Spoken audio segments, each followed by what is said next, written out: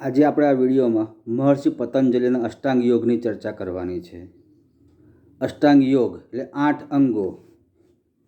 ઈશ્વર પ્રાપ્તિ તરફ આપણે જે આગળ વધવાનું છે એના જે મેળવવામાં 8 જે અંગો છે એ કયા છે? તો એક છે યમ, 2 છે નિયમ, 3 આસન, 4 પ્રાણાયામ, 5 પ્રત્યાહાર, 6 ધારણા, 7 ધ્યાન અને 8 સમાધિ.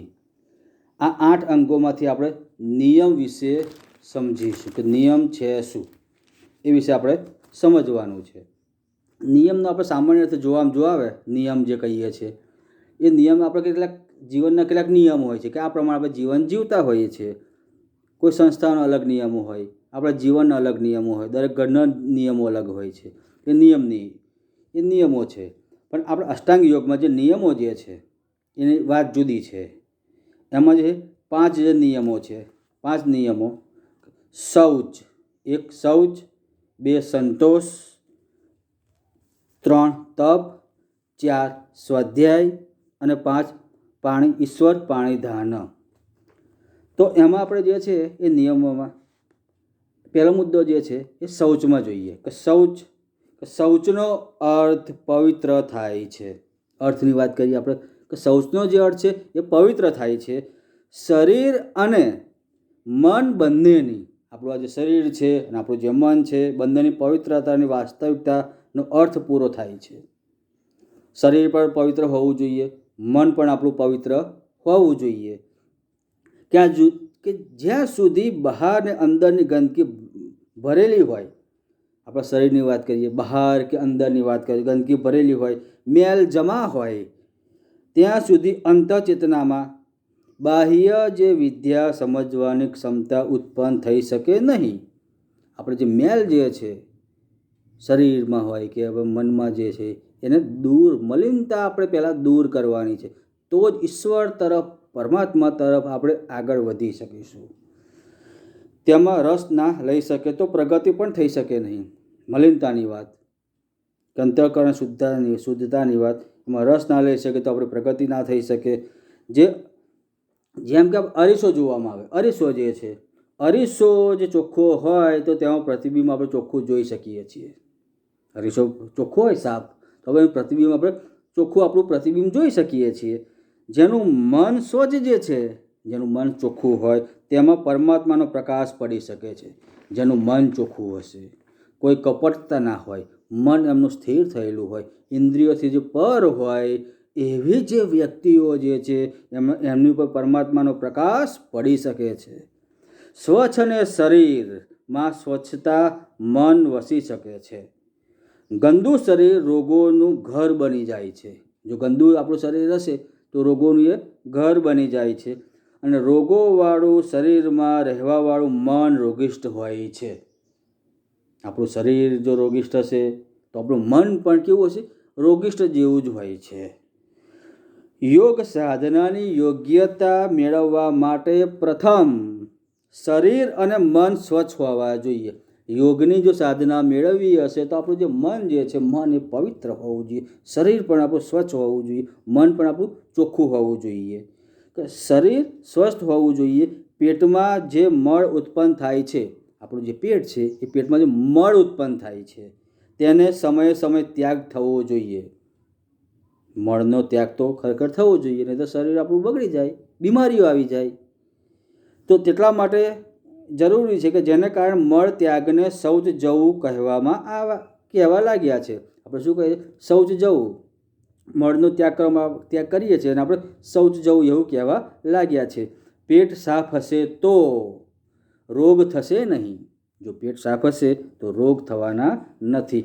અને પેટમાં અપચો થવો, કેટલીક વાર આપણે જોઈએ છે પેટમાં અપચો થાય, ઝાડો સાફ ના આવે તો બીમારીઓનું મૂળ છે. આ સમગ્ર બીમારીઓનું મૂળ છે. જેથી આહાર અને વિહાર, આપણા જે આહાર અને વિહાર એવા રાખવા જોઈએ કે પેટમાં કબજિયાત રહે નહીં. કબજિયાત સમગ્ર રોગોનું મૂળ છે. એટલે આપણું જે માનવ જે શરીર છે એમાં કબજિયાત ના રહેવી જોઈએ. કબજિયાત જો નહીં હોય તો બીજા રોગો આપણે થવાના નથી. મળના ત્યાગમાં મુશ્કેલી પડે નહીં. આપણા કપડાં પણ સ્વચ્છ હોવા જોઈએ. મન સ્વચ્છ છે, તન સ્વચ્છ હોય. આપણે એ જ રીતે આપણે જે કપડાં જે પહેરીએ છીએ એ ધોયેલા સ્વચ્છ હોવા જોઈએ. ભલે જૂના હશે તો ચાલશે, ફાટેલા હોય તો ચાલે, પરંતુ જે કપડાં જે છે કપડાં આપણા કેવા સ્વચ્છ હોવા જોઈએ. સફાઈ પણ જરૂરી છે. ગંદી ચીજોથી દૂર હંમેશા રહેવું જોઈએ. જે ગંદી ચીજો હોય, જે ગંદકી પડેલી હોય એથી હંમેશા આપણે દૂર રહેવું જોઈએ. જો એવામાં આપણું ધ્યાન જતું હોય તો આપણો અનેક જુદા જુદા વિચારો આવતા હોય. એટલે આવી જે વસ્તુઓ હોય છે એ વસ્તુઓથી દરેક માણસે દૂર રહેવું જોઈએ. મનની સફાઈ સત્યથી થાય છે. આ મનની સફાઈ કેમ નહીં કરવી? કપડાં તમે ધોઈ શકો છો, મળમૂત્રને તમે અન્ય દવાઓ લઈને સાફ કરી શકો છો, પરંતુ મનની સફાઈ કેમ નહીં થાય? તો મનની સફાઈ છે સત્યથી થાય છે. ઈશ્વર તરફ આગળ વધશો તો ચોક્કસ મન તમારું એ સ્વચ્છ થતું જાય છે. કપટ વ્યવહારથી દૂર રહેવું જોઈએ. કોઈ બીજા ખરાબ વિચારો મનમાં લાવવાના નથી. મનમાં શું હોવું જોઈએ? કે દયા હોવી જોઈએ. દયા ભાવ આપણામાં જરૂરી છે. પરોપકારની ભાવના હોવી જોઈએ. ત્યાગની ભાવના, કરુણતા. કોઈ એવું કોઈ દુઃખી માણસ આપણે જોઈએ તો આપણા મનમાં એ કરુણતાનો ભાવ ઉત્પન્ન થવો જોઈએ. દાન, સહાનુભૂતિ એ દરેક માણસમાં હોવી જોઈએ. તો આ થયું શૌચની વાત કરી છે આપણે. તો આ બીજો જે નિયમ જે છે એ સંતોષની વાત કરીએ. હવે સંતોષ કોને કહેવાય? આપણે કોઈક વસ્તુ મળી જાય તો માણસ શું સંતોષ અનુભવે છે. તો એ સામાન્ય પરિભાષા જે થયા. તો આજકાલ સંતોષનો અર્થ નકામું બેસી રહેવું, પરિશ્રમ ન કરવો, મહેનત ન કરવી, બીજાના આશ્રિત રહેવું, ભાગ્ય પર બેસી રહેવું એ અયોગ્ય. આ જે યોગ અર્થ જે છે એ અયોગ્ય છે. આપણે અસત્યને છોડીને સત્ય તરફ વળવું જોઈએ. માણસ જે છે હંમેશા સત્યનો સાથ આપવો જોઈએ અને અસત્યનો હંમેશા ત્યાગ થવો જોઈએ. એ માણસે સત્ય તરફ જ વળવાનું છે. સંતોષના જૂઠા અર્થને છોડવો જોઈએ. જે આપણા મનમાં જે ખોટો સંતોષનો જે અર્થ ખોટો રીતે ગૂંથાયેલો છે એને ખરેખર આપણે દૂર કરવો જોઈએ.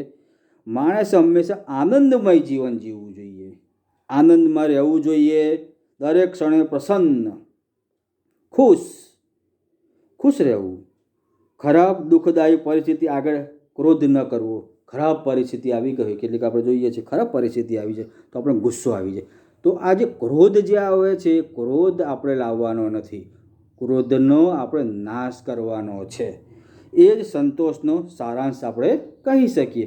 જો ક્રોધ નહીં હોય તો મન શાંત હશે, મન શાંત હોય તો આપણે કહી શકીએ આપણામાં સંતોષ છે. દરેક પરિસ્થિતિમાં ખુશ રહેવું જોઈએ. કોઈ પણ પરિસ્થિતિ જો હોય એ પરિસ્થિતિમાં દરેક માણસે ખુશ રહેવું જોઈએ.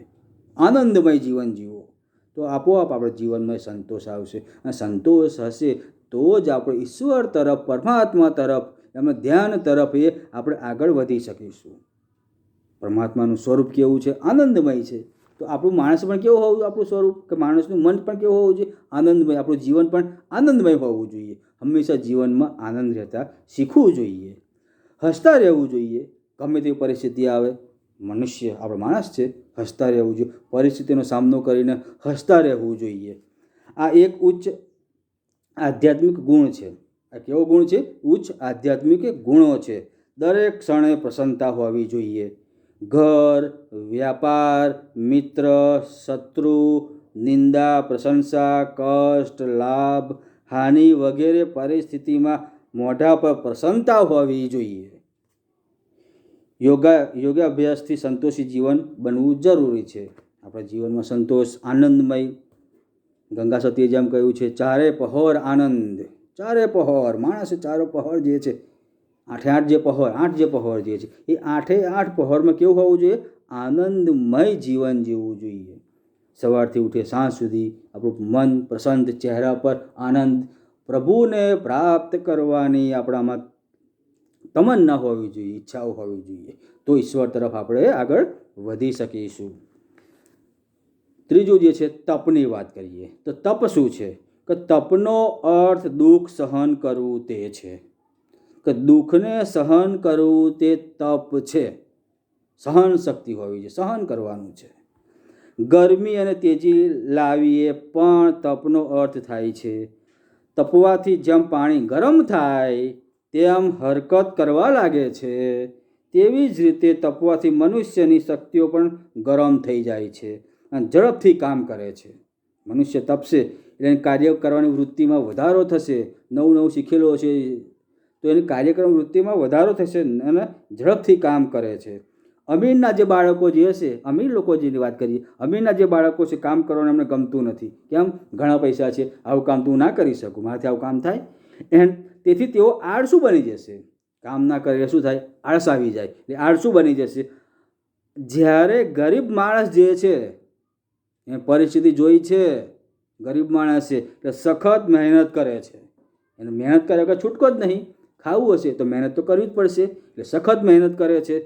તપ કરવાની લગન ગરીબ બાળકમાં હોય છે, તે અમીર છોકરાઓમાં હોતી નથી. તપના અભાવમાં તેમના શારીરિક અને માનસિક યોગ્યતાઓ અટકી જાય છે. અમીર જે બાળકો જે છે એમાં શારીરિક અને માનસિક જે યોગ્યતા આવવી જોઈએ એ અટકી જાય છે. તેથી જ તેઓ ધ્યેયો સુધી પહોંચી શકતા નથી. આળસ છોડી કઠોર કાર્યોમાં રસ લેવો જોઈએ. આળસ છોડવી જોઈએ અને કઠોર જે કાર્યો જે છે એ કઠોર કાર્યોમાં, કઠિન મુશ્કેલીભર્યા જે કાર્યો હોય એવા કાર્યો કરવા જોઈએ. પરિશ્રમ કરવાનો સમય મળે તો આપણું સદભાગ્ય સમજવું જોઈએ. કષ્ટ કરતાં પણ પરિશ્રમ કરવો જોઈએ. ગમે તેટલું કષ્ટ પડશે પણ પરિશ્રમ સતત આપણે કરવાનો છે, જેના પરિણામ દ્વારા આપણું અને બીજાનું ભલું થવું જોઈએ. તપનો અભ્યાસ ચાલુ રાખવા માટે અગિયારસ, અમાસ, પૂનમ, અન્ય તિથિઓ ઉપવાસ કરવાનો નિયમ રાખવો જોઈએ. જે તિથિઓ જે છે કેટલાક ઉપવાસ કરતા હોય છે, ઉપવાસથી પૂનમ કરવી જોઈએ, અમાસ કરવી જોઈએ તો આપણું શરીર થોડું સાફ પણ રહી શકશે. એનું કારણ પણ છે. અને આવા જો ઉપવાસ કરીએ તો આપણું મન જે છે ઈશ્વર તરફ રહેશે. શનિવાર જો કરતા હોય તો આપણું મન ઈશ્વર તરફ રહેવાનું છે, એટલે આવા ઉપવાસ પણ કરવા જોઈએ. સવારમાં વહેલા ઉઠવું જોઈએ, વ્યાયામ કરવો જોઈએ અને થોડા સમય માટે બ્રહ્મચર્ય અને અસ્વાદનું વ્રતનું પાલન થવું જોઈએ અને તેને દ્રઢતાપૂર્વક નિભાવવું જોઈએ. જે વ્રત કરતા હોઈએ આપણે, એ વ્રતનું પાલન પણ દ્રઢતાપૂર્વક, મનમાં દ્રઢતા હોવી જોઈએ એ પ્રમાણે કરવાનું છે. આ બધા કાર્યોને જીવનના અંગ બનાવવા જોઈએ. બધા જે કાર્યો જે છે, ઘણા બધા આપણે મનુષ્ય જીવનમાં કાર્યો છે, એને આપણું જીવનનું અંગ બનાવવાનું છે. અન્ય વ્યક્તિઓની મદદ માટે તથા દુષ્ટતાને દૂર કરવા માટે પણ તૈયાર રહેવું જોઈએ. આ તપનો એ માર્ગ છે. આ શું થયું? તપનો માર્ગ. તપનો માર્ગ કયો છે કે દરેક વ્યક્તિઓને આપણે મદદ માટે તૈયાર રહેવું જોઈએ. દુષ્ટતા જે છે એને દૂર કરવાની છે, દુષ્ટતા આપણામાં રાખવાની નથી. દુષ્ટતા દૂર થશે તો તમે ચોક્કસ ઈશ્વર તરફ આગળ વધી શકવાના છો. હવે ચોથામાં જોઈએ, સ્વાધ્યાયમાં જોઈએ કે સ્વાધ્યાયનો અર્થ છે જાતે ભણવું. સ્વાધ્યાય કરીએ ને આપણે સ્કૂલમાં કહેતા આજ તો અમને સ્વાધ્યાય આપ્યું છે, તો આપણે શું કરીએ? ઘરે બેસીને એ સ્વાધ્યાય કરતા હોઈએ છીએ. તેનો જે અર્થ જે છે કે જાતે ભણવું, પોતાની જાતે ભણવાનું છે ને પોતાના વિશે ભણવું. પોતાના વિશે, પોતે કોણ છે એ વિશે ભણવાનું છે. ગુરુજીની મદદથી ઘણા પુસ્તકો વાંચીને જાણકારી મેળવી શકીએ છીએ. આજનું જે શિક્ષણ જે છે એ પુસ્તક પ્રમાણે ચાલે છે. શિક્ષણ જો તો મેળવશો તો મગજ વિકસિત બને છે. આજકાલ સ્વાધ્યાયના નામ પર કોઈ પુસ્તકને પોપટની જેમ વાંચી જવામાં આવે છે અને પોતાનું કર્તવ્ય પૂરું થયું એમ માનવામાં આવે છે. કેટલાક લોકો માનતા હોય આખું પુસ્તક મેં ગોખી નાખ્યું છે તો મારું કર્તવ્ય આજે પૂરું થઈ ગયું. કે ના, પૂરું ના થાય. ફક્ત પુસ્તકને વાંચવાથી જ જો મહાન કાર્ય પૂરું થઈ શકતું નથી. ખરેખર સ્વાધ્યાયમાં સારા ગ્રંથોની ખાસ મોટી જરૂરિયાત છે, જેનાથી ઘણીવાર મદદ મળે છે. પણ આ કામ વિચારપૂર્વક થવું જોઈએ. કોઈ પુસ્તક જે તમે વાંચો તો વિચારપૂર્વક, ધ્યાનપૂર્વક પછી એને પુસ્તકોનો જે સારાંશ હોય આપણે સમજવાનો છે, આપણે જીવનમાં ઉતારવાનો છે. ખાલી વાંચી લીધું આપણું કાર્ય પૂરું થઈ ગયું? ના, એ નથી. કોઈ પણ જે કાર્ય કરવામાં આવે એટલે ખૂબ જ વિચાર કરવાનો છે અને સારા જે તત્વો હોય, ગુણો હોય એ આપણા જીવનમાં ઉતારવાના છે. સ્વાધ્યાય પ્રમાણે મનોભૂમિ તૈયાર કરવા માટે સારા પુસ્તકોનું અવલોકન ખૂબ જ જરૂરી છે. ઇતિહાસ, પુરાણ, કથાકાવ્ય, ધર્મગ્રંથો આ જરૂરિયાતો પૂરી કરી શકતા નથી. જીવનની દાર્શનિક વાસ્તવિકતા વૈજ્ઞાનિક વિવેચનાથી એ આ ગૂંચ ઉકેલી શકાય છે. વાસ્તવિકતા સમજવાની છે અને સાથે વૈજ્ઞાનિક દ્રષ્ટિએ પણ એનું આલોચન પણ વિવેચન પણ કરવાનું છે. મનોરંજન વાર્તાઓ, કેટલીક વાર્તાઓ મનોરંજન વાર્તાઓ ખુશ થઈ જઈએ આપણે વાંચીએ એટલે મનોરંજન વાર્તાઓ કથાઓથી ના થાય, આનંદ મેળવથી ના થાય, એને ખાસ તો આપણે એને સમજવું પડશે. વલોણાથી દહીંને વલોવાથી માખણ ઘી મળે છે, તેમ સ્વાધ્યાય દ્વારા હૃદયનું મંથન કરવાથી મનની ઈચ્છા પૂર્ણ થનારી ચિંતામણી મળે છે. દહીં હશે એને જો વલોવામાં આવે ને એને વલોવી નાખવામાં તો ઘી મળે, માખણ પણ મળે છે. તો તેવી રીતે મનુષ્ય શું કરવાનું છે? સ્વાધ્યાય દ્વારા મનનું કે હૃદયનું મંથન કરવાથી, હૃદયમાં મંથન કરવાથી, વલોવવાથી, સમજવાથી મનની જે ઈચ્છાઓ હોય એ પૂર્ણ કરનારી ચિંતામણી મળી રહે છે. આ ખાસ સમજવું ખૂબ જ જરૂરી છે. દરેક માણસે આ પ્રમાણે કાર્ય કરવાનું હોય છે, કામ થવું જોઈએ. આપણે ઈશ્વર તરફ આગળ વધવાનું છે તો આપણું શરીર, તન, મન, ધન એ સ્વસ્થ તો હોવું જોઈએ અને આપણું શરીર પણ સ્વચ્છ હોવું જોઈએ. અનેક સ્વાધ્યાય પણ કાર્ય કરવાનું છે. સતત સ્વાધ્યાય તમે કર્યા કરશો તો મન ચોક્કસ એક સમય એવો આવશે ને તો મન ચોક્કસ ઈશ્વર તરફ વળશે. મન કેવું છે આપણું ભટક્યા કરતું હોય છે ને, એ ભટકશે નહીં પછી શું કહે ને, સ્વાધ્યાય દ્વારા ભટકી ના શકે. ઘણા હવે કાર્યો આપણે કરવાના હોય છે. આગળ જોઈએ. હવે આગળ શું છે કે જે પાંચમા મુદ્દામાં જો ઈશ્વર પ્રાણિધાન, ઈશ્વર પ્રાણિધાન. તો પ્રાણિધાન એટલે ધારણ કરવું, સ્થાપવું. ઈશ્વર પ્રાણિધાન એટલે ઈશ્વરને ધારણ કરવું. પ્રાણિધાનનો અર્થ શું થયો? ધારણ કરવું કે પ્રાપ્ત કરવું કે સ્થાપવું. તો ઈશ્વર પ્રાણિધાન શું છે? ઈશ્વરને ધારણ કરવો યા ઈશ્વરને સ્થાપિત કરવો.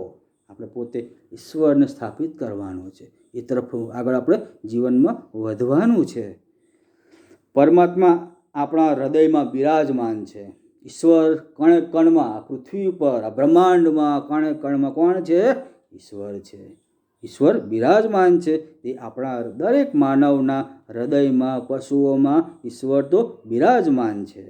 ગીતામાં કહ્યું છે એ પ્રમાણે ભગવાને કહ્યું કે અર્જુન, ઈશ્વર બધા પ્રાણીઓના હૃદયમાં બેઠેલો છે.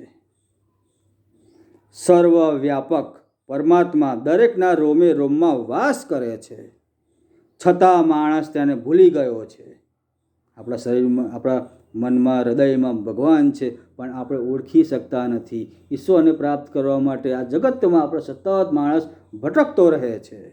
માણસ ભૂલી ગયો છે, તેને જોઈ શકતો નથી, ઓળખતો નથી અને તેની આજ્ઞાઓ પર ધ્યાન પણ આપતો નથી. કહેવા માટે તો લોકો ઈશ્વરને પણ જાણે છે, કહેવા માટે કદાચ કેમ ઈશ્વરને જાણું છું, સમજું છું અને તેમાં શ્રદ્ધા પણ રાખે છે, પણ વ્યવહારમાં તેનો એક પ્રકારે બહિષ્કાર કરે છે. વ્યવહારમાં એ પોતે જાણે કે બહિષ્કાર કરે છે. કઈ રીતે? કે પોલીસ સર્વવ્યાપક નથી. પોલીસ જોઈએ છે, પોલીસ સ્ટેશન હોય છે, પોલીસ હોય છે, તો પોલીસ કંઈ સર્વવ્યાપક નથી. તેનાથી જેટલો માણસ ડરે છે તેટલા ઈશ્વરથી ડરતો નથી. માણસ જોઈએ ને અત્યારે કે પોલીસથી ઘણો ડરશે, ખોટું કામ કરશે પોલીસથી બીક લાગશે, પરંતુ ખોટું કામ કરવાથી ઉપર જે બેઠો જે સજા આપવાનો છે ઈશ્વરથી એ પોતે ડરતો નથી. એમ પોતે આમ સમજે છે કોઈ મને જોયો નથી, કોઈ પણ જોયો નથી, પણ ઉપર જે બેઠેલો જે ઈશ્વર જે છે ને ચોક્કસ તમારું જે કાર્ય, ખરાબ કાર્ય કરેલું હોય એને તમે જોઈ રહ્યો છે. ચોક્કસ ગમે તે સમયે એ ખરાબ કાર્યનું, ખોટા કાર્યનું તમને એ ફળ આપવાનો છે. અમીરોમાં ઉદારતા વધારે હોતી નથી. વધારે જો પૈસા આવી જાય ને માણસમાં તો ઉદારતા દૂર થઈ જાય. એ માણસ રહેતો નથી. કેમ? અભિમાનમાં આવી જાય. મારી પાસે તો આટલા રૂપિયા છે. તો પણ અધિકારીઓ જેટલો આદર, તો એ અધિકારીઓ જેટલો જે આદર કરે તેટલો આદર ઈશ્વરનો કરતા નથી.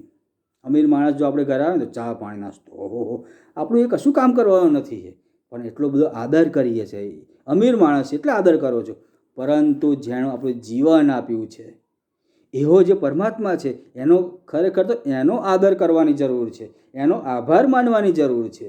આદર કોનો થવો જોઈએ? ઈશ્વરનો. ઈશ્વર જ આપણું આ જીવન આ સંસાર ચલાવી રહ્યો છે, ખરેખર તો એનો જ આદર થવો જોઈએ. આજની સચ્ચાઈ એ છે કે આજે ઈશ્વરને ગૌણ ગણવામાં આવે છે. ધન, સંપત્તિ, દીકરો, પૌત્ર, જીત, સ્વાસ્થ્ય, વિદ્યા, સ્વર્ગ વગેરે મેળવવા માટે ઈશ્વર પાસે જાય છે, અથવા કોઈ મુશ્કેલી આવે તો ઈશ્વર પાસે જાય છે. આજે ઈશ્વરને ગૌણ ગણે છે. જો એક તરફ પૈસા હોય, ખૂબ જ અઢળક ધન સંપત્તિ ઈશ્વર હોય, તો આજનો માણસ શું પસંદ કરશે? શું પસંદ કરશે? પ્રાચીન સમયની વાત કરવામાં આવે, મહાભારતનું યુદ્ધ થવાનું હતું, જ્યારે દુર્યોધન અને અર્જુન ભગવાન પાસે ગયા, કૃષ્ણ પાસે માગવા માટે ગયેલા, તો ભગવાને કહ્યું હતું ને કે એક તરફ પણ હું યુદ્ધ નહીં કરું, એક તરફ મારી સેના. તો હવે બંને દુર્યોધન અને અર્જુનને માગવાનું હતું. અર્જુને શું માગ્યું હતું? અર્જુન સમજદાર માણસ હતો, ઈશ્વરને પારખી શકતો હતો, જ્યાં દુર્યોધન દુષ્ટ હતો. તો અર્જુને શું માગ્યું? પરમાત્માની માગણી કરી, તમે ભલે યુદ્ધ ના કરો પણ તમે મારી સાથે રહેજો, તમે મારી સાથે રહેશો તો મારી ચોક્કસ જીત નિશ્ચિત છે. મારે તો ખરેખર આ પરમાત્માની જરૂર છે. તો એ પ્રમાણે ઘણી મુશ્કેલીઓ આવે ને, તમે ક્યાં જાઓ છો? ઈશ્વર પાસે પ્રાર્થના કરવા જાઓ છો, હે ઈશ્વર, મારે આ કષ્ટ આવ્યું છે તો અમારું કષ્ટ દૂર કર. કે લૌકિક અને પરલૌકિક બહુમૂલ્ય સંપદા મેળવવા ચોખા, ધૂપ, થોડા પૈસા ખર્ચ કરે છે, અને આ રીતે એક આપીને 100 લેવાની વ્યાપારી બુદ્ધિથી ઈશ્વરની પૂજાનો વ્યવસાય કરે છે. ભગવાનને કહે છે તો મારું આટલું કામ કરી દેશે તો આટલા પૈસા તાને ચડાવીશ. ઈશ્વરને પૈસાની જરૂર છે, 100 રૂપિયા ચડાવવાની વાતને અમે તો લાખો કરોડોની માગણી કરતા હોય. તો એ જ પ્રમાણે વ્યાપારી બુદ્ધિ વાપરે છે. ઈશ્વર પાસે શું કરે છે? વ્યાપારી બુદ્ધિ વાપરે છે. વ્યાપાર એટલે આ જે માણસ જે છે ઈશ્વરની પૂજાનો એક વ્યવસાય કરી નાખ્યો છે. ઈશ્વરના સંપર્કમાં રહેવાવાળો વ્યક્તિ કાર્ય અને વિચારોથી સત્ય તરફ વળે છે. જે વ્યક્તિ ઈશ્વર તરફ જો વળેલો હશે ને, એ હંમેશા સત્ય તરફ જ વળેલો હશે, સત્યનું જ આચરણ કરતો હશે. પરમાત્મા મહાન છે, દિવ્ય છે. પરમાત્મા કેવો છે? મહાન છે, દિવ્ય છે, સત્ય છે અને ચૈતન્યપૂર્ણ છે, આનંદમય સ્વરૂપ છે. પરમાત્માનું સ્વરૂપ કેવું છે? આનંદમય. જે આનંદ કેવો છે? ક્યારેય નષ્ટ થતો નથી. આ સંસારિક આનંદ તો એક દિવસ નષ્ટ થવાનો છે, પરંતુ આ ઈશ્વરમય જે આનંદ જે છે, એમનું જે સ્વરૂપ જે છે આનંદમય સ્વરૂપ, એ કોઈ દિવસ આનંદ નષ્ટ થવાનો નથી. ઈશ્વરનો સાથી પણ લગભગ તેવો જ બની જાય છે. માણસ પણ કેવો થશે? ઈશ્વર સાથે જે જોડાયેલો રહે છે તો ઈશ્વર સમાન, ઈશ્વર જેવો, ઈશ્વરના ગુણ જેવો એ પોતે બની જતો હોય છે, અને એનું આખું જીવન છે એ આનંદ સ્વરૂપમય બની જાય છે. ઈશ્વરના મન રાખવાવાળો માનવ સત્કર્મો તરફ વળે છે અને પોતાની અંદર સાત્વિક ગુણોને સ્થાન આપે છે. ઈશ્વર તરફ જો માણસ જે વળેલો હશે ને, ઈશ્વરની જે પ્રાપ્તિ કરવા માટે પ્રયત્ન કરતો હશે, હંમેશા સાત્વિક ગુણવાળો હશે. ઈશ્વરને સત્ય માને છે કે આ જ સાચું જીવન છે. આ બાકી આ સંસારિક જે ભૌતિક સુખ સગવડો છે એક દિવસ નાશ પામવાની છે. મારે તો ખરેખર ઈશ્વર પાસે જવાનું છે. સાચો માર્ગ પણ કયો છે? આ ઈશ્વર છે. એટલે એનામાં સાત્વિક ગુણોનો વિકાસ થાય છે. તો આ થયો આપણો ઘણા સમજવા જે મુદ્દા છે. આપણે પણ ઈશ્વરની તરફ આગળ વધવાનું છે.